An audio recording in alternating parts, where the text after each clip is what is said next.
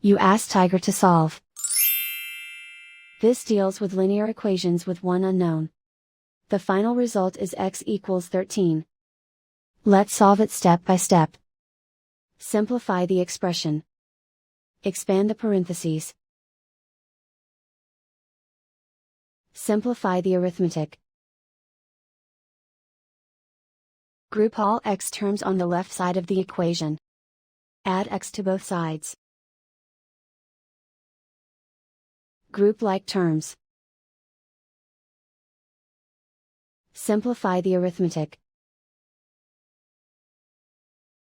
Group like terms. Simplify the arithmetic. Group all constants on the right side of the equation. Add 18 to both sides. Simplify the arithmetic.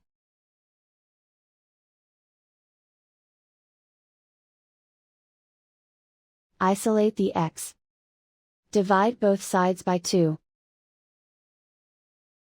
Simplify the fraction. Find the greatest common factor of the numerator and denominator. Factor out and cancel the greatest common factor.